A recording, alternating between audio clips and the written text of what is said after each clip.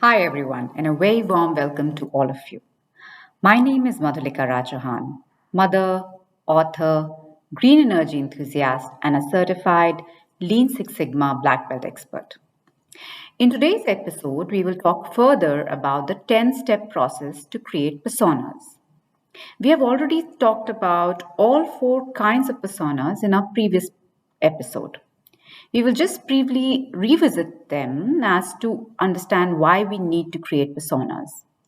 So, personas are fictional characters which you create based upon your research to represent the different user types that might use your service, product, site, or brand in a similar way.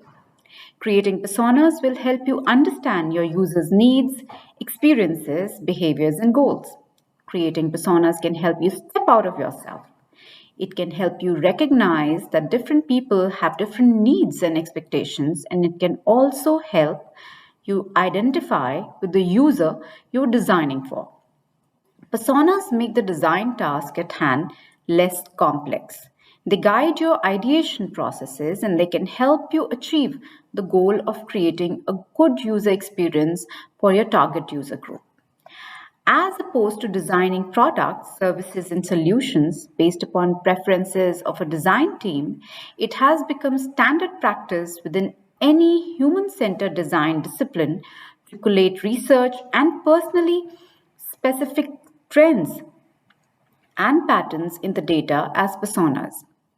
Hence, personas do not describe real people, but you compose your personas based on actual data collected from multiple individuals. Personas add the human touch to what would largely remain a cold fact in your research. Creating personas and profiles of typical or atypical or extreme users will help you understand patterns in your research, which synthesizes the type of people you seek to design for. Personas are also known as model characters or composite characters. Personas provide meaningful archetypes which you can use to assess your design development against. So let's talk about the 10 steps of creating your engaging personas and scenarios. Engaging personas can incorporate both goal and role directed personas as well as more traditional rounded personas. Engaging personas emphasize how stories can engage and bring the personas to life. This 10-step process covers the entire process from preliminary data collection through active use to the continued development of personas. There are four main parts which we've already covered. We have already discussed the 5 steps, which include the first 2 parts, which is data collection and analysis of data, which is step 1, step 2, and persona description, step 4 and step 5. We will now discuss scenarios for problem analysis and idea development, which would be step 6 to 9, and acceptance from the organization and involvement of a design team, which includes 3, 7, 8, and 10. So let's talk further. Prepare situations or scenarios for your personas. This engaging persona method is directed at creating scenarios that describe solutions.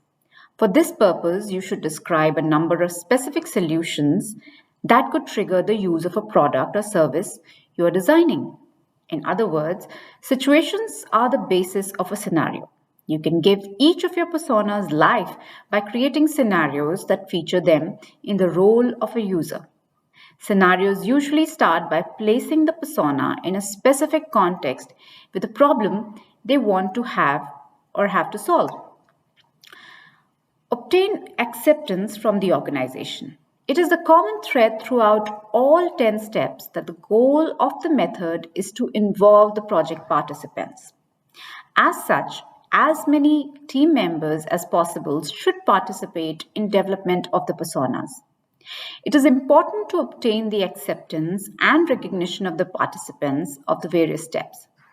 In order to achieve this, you can choose between 2 strategies. You can ask the participants for their opinion, or you can let them participate actively in the process. Disseminate knowledge.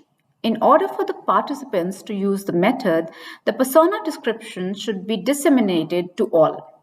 It is important to decide early on how you want to disseminate this knowledge to those who have not participated directly in the process, to future new employees, or to possible external partners.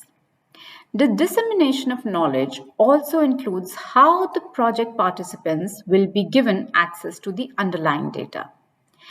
Everyone prepares scenarios. Personas have no value in themselves until the persona becomes a part of a scenario. The story about how the persona uses a future product. It does not have a real value. Last, and the 10th point would be making ongoing adjustments. Very important. The last step is the future life of the persona description. You should revise the description on a regular basis. New information and new aspects may affect the descriptions. Sometimes you would need to rewrite the existing persona descriptions, add new personas, or eliminate outdated personas. With this, we come to an end of this edition of All Things Lean. Don't forget to like and subscribe and comment in the comment section on what you'd like to hear more. Until next time, this is your host, Madhulika Rajahan, signing off. Have a wonderful day ahead.